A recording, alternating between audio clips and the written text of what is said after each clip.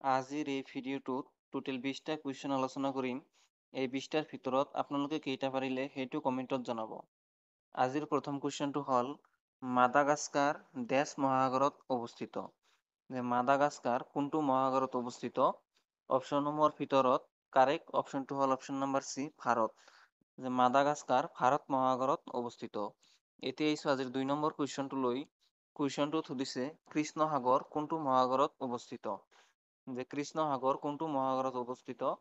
অপশ্যনসমূহৰ ভিতৰত কাৰেক্ট অপশ্যনটো হ'ল অপশ্যন নম্বৰ এ, আটলান্টিক মহাসাগৰ। কৃষ্ণ সাগৰ আটলান্টিক মহাসাগৰত অৱস্থিত। এতিয়া আহিছোঁ আজিৰ 3 নম্বৰ কুৱেশ্যনটো লৈ। কুৱেশ্যনটোত সুধিছে নীলপৱন বৰুৱা কিহৰ সৈতে সম্পৰ্কিত? নীলপৱন বৰুৱা তলত দিয়া কোনটোৰ সৈতে জড়িত? অপশ্যনসমূহৰ ভিতৰত কাৰেক্ট অপশ্যনটো হ'ল অপশ্যন নম্বৰ চি, কলা। নীলপৱন বৰুৱা কলাৰ সৈতে সম্পৰ্কিত। এতিয়া আহিছোঁ আজিৰ 4 নম্বৰ কুৱেশ্যনটো লৈ। কুৱেশ্যনটোত সুধিছে অসমৰ একমাত্ৰ বৰ্ষাৰণ্য কোনটো? অসমৰ একমাত্ৰ বৰ্ষাৰণ্য কোনটো? অপশ্যনসমূহৰ ভিতৰত কাৰেক্ট অপশ্যনটো হ'ল option number C, Dihing Patkai. অসমৰ একমাত্ৰ বৰ্ষাৰণ্যটো হ'ল দিহিং পাটকাই। এতিয়া আহিছোঁ আজিৰ 5 নম্বৰ কুৱেশ্যনটো লৈ। কুৱেশ্যনটোত সুধিছে কৰ্কট ক্ৰান্তিৰেখা ভাৰতৰ কোনখন ৰাজ্যৰ মাজেৰে পাৰ নহয়? কৰ্কট ক্ৰান্তিৰেখা ভাৰতৰ কোনখন ৰাজ্যৰ মাজেৰে পাৰ নহয়? অপশ্যনসমূহৰ ভিতৰত কাৰেক্ট অপশ্যনটো হ'ল অপশ্যন নম্বৰ ডি, অসম।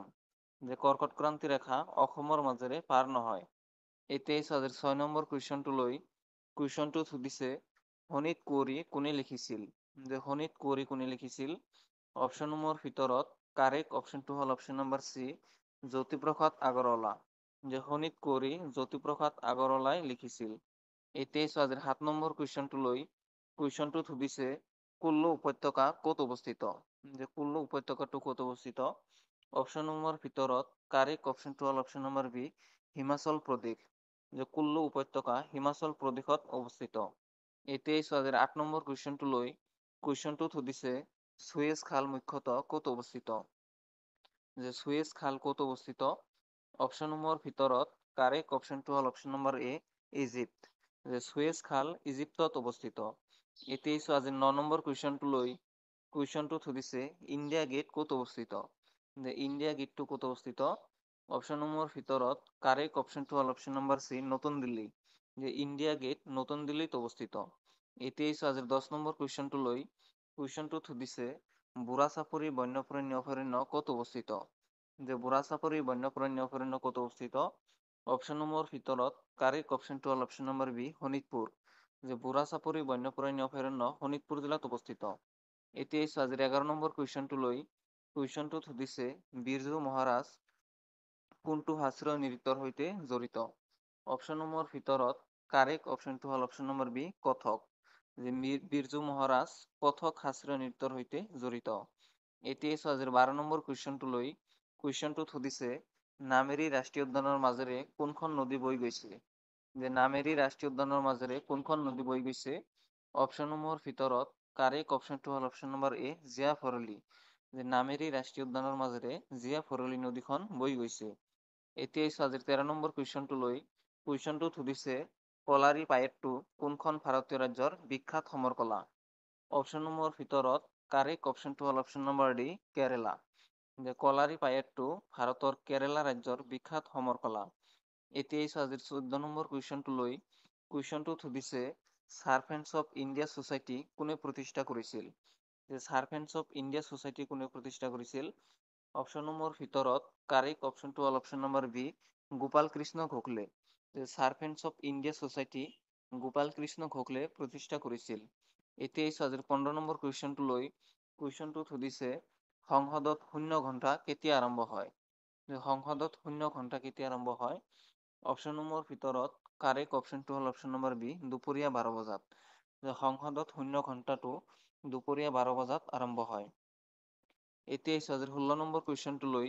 কুৱেশ্যনটোত সুধিছে নিম্নলিখিত কোনটো স্থান চিকনকাৰী এমব্ৰইডাৰীৰ বাবে বিখ্যাত?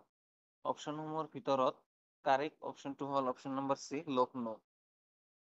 লক্ষ্ণৌ চিকনকাৰী এমব্ৰইডাৰীৰ বাবে বিখ্যাত।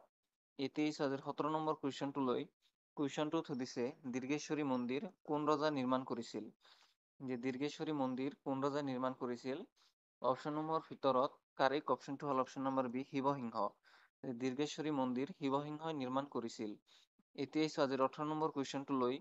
কুৱেশ্যনটোত সুধিছে নন্দা দেৱী শৃংগ কোনখন ৰাজ্যত অৱস্থিত? নন্দা দেৱী শৃংগ কোনখন ৰাজ্যত অৱস্থিত? অপশ্যনসমূহৰ ভিতৰত কাৰেক্ট অপশ্যনটো হ'ল option number D Uttarakhand.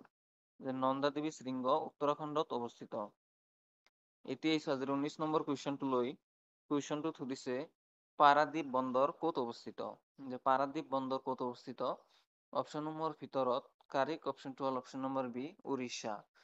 Paradip বন্দৰ উৰিষ্যাত অৱস্থিত। এতিয়া আহিছোঁ আজিৰ শেষৰ 20 নম্বৰ কুৱেশ্যনটোলৈ।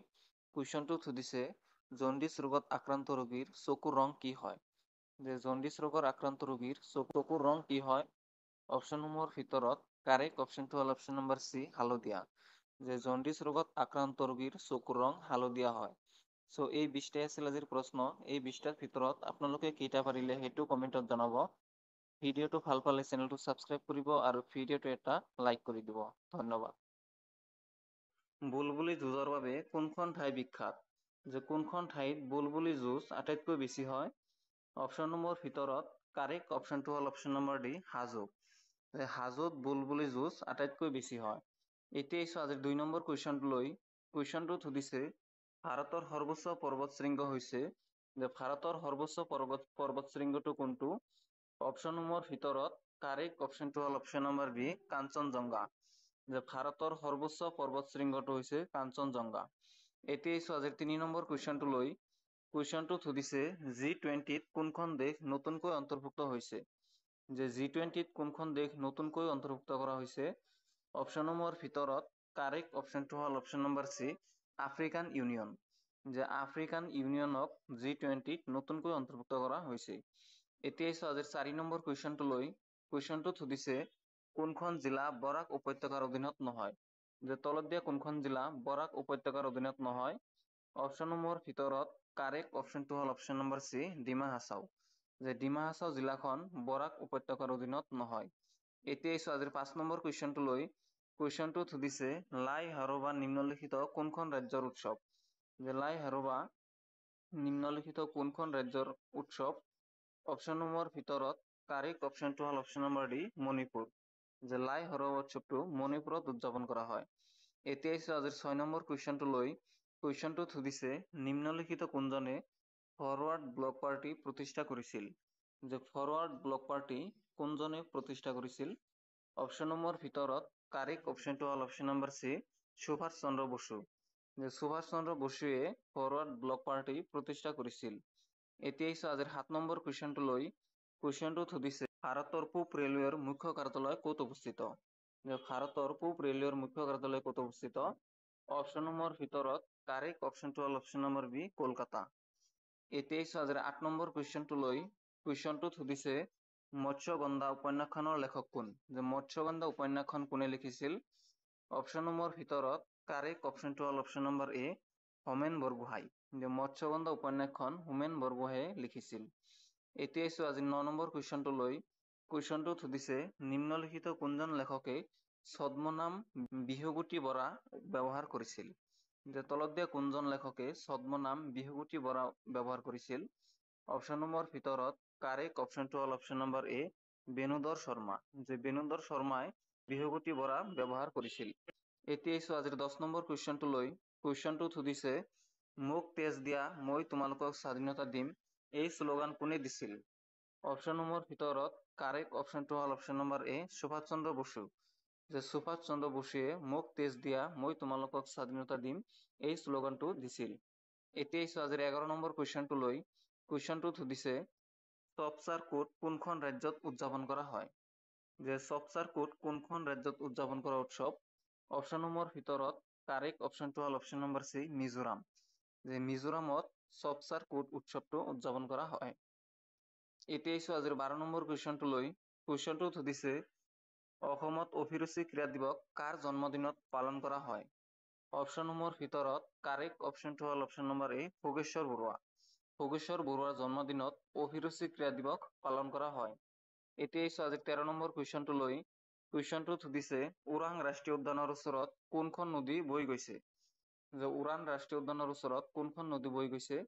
অপশ্যনসমূহৰ ভিতৰত কাৰেক্ট অপশ্যনটো হ'ল অপশ্যন নম্বৰ এ জিয়া ধনশিৰি যে ওৰাং ৰাষ্ট্ৰীয় উদ্যানৰ ওচৰত জিয়া ধনশিৰি নদী বৈ গৈছে। এতিয়া আজিৰ 14 নম্বৰ কুৱেশ্যনটো লৈ কুৱেশ্যনটোত সুধিছে ডনিপল' বিমানবন্দৰ কোনখন ৰাজ্যত অৱস্থিত? যে ডনিপল' বিমানবন্দৰ কোনখন ৰাজ্যত অৱস্থিত?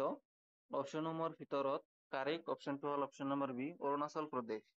যে অৰুণাচল প্ৰদেশত ডনিপল' বিমানবন্দৰখন অৱস্থিত। এতিয়া আজিৰ 15 নম্বৰ কুৱেশ্যনটো লৈ কুৱেশ্যনটোত সুধিছে কোন ঠাইক কুইন অফ ডেক্কান বুলি কোৱা হয়? যে তলত দিয়া কোনখন ঠাইক কুইন অফ ডেক্কান বুলি কোৱা হয়? অপশ্যনসমূহৰ ভিতৰত কাৰেক্ট অপশ্যনটো হ'ল অপশ্যন নম্বৰ বি পুনে। যে পুনেক কুইন অফ ডেক্কান বুলি কোৱা হয়। এতিয়া আজিৰ 16 নম্বৰ কুৱেশ্যনটো লৈ কুৱেশ্যনটোত সুধিছে আমচাং বন্যপ্ৰাণী অভয়াৰণ্য অসমৰ নিম্নলিখিত কোনখন জিলাত অৱস্থিত? যে আমচাং বন্যপ্ৰাণী অভয়াৰণ্য কোনখন জিলাত অৱস্থিত? অপশ্যনসমূহৰ ভিতৰত কাৰেক্ট অপশ্যনটো হ'ল অপশ্যন নম্বৰ এ কামৰূপ মহানগৰ। যে কামৰূপ মহানগৰ জিলাত আমচাং বন্যপ্ৰাণী অভয়াৰণ্য অৱস্থিত। এতিয়া আজিৰ 17 নম্বৰ কুৱেশ্যনটো লৈ কুৱেশ্যনটোত সুধিছে পৰাগ উৎসৱ কোন সম্প্ৰদায়ৰ লোকে উদযাপন কৰে? যে পৰাগ উৎসৱটো কোনটো সম্প্ৰদায়ৰ লোকে উদযাপন কৰে? অপশ্যনসমূহৰ ভিতৰত কাৰেক্ট অপশ্যনটো হ'ল অপশ্যন নম্বৰ ডি মিচিং। যে পৰাগ উৎসৱটো মিচিং সম্প্ৰদায়ৰ লোকে উদযাপন কৰে। এতিয়া আজিৰ 18 নম্বৰ কুৱেশ্যনটো লৈ কুৱেশ্যনটোত সুধিছে লেংপুই বিমানবন্দৰ কোনখন ৰাজ্যত অৱস্থিত? যে লেংপুই বিমানবন্দৰ কোনখন ৰাজ্যত অৱস্থিত? অপশ্যনসমূহৰ ভিতৰত কাৰেক্ট অপশ্যনটো হ'ল option number C Mizoram. Lengpui বিমানবন্দৰ মিজোৰাম ৰাজ্যত অৱস্থিত।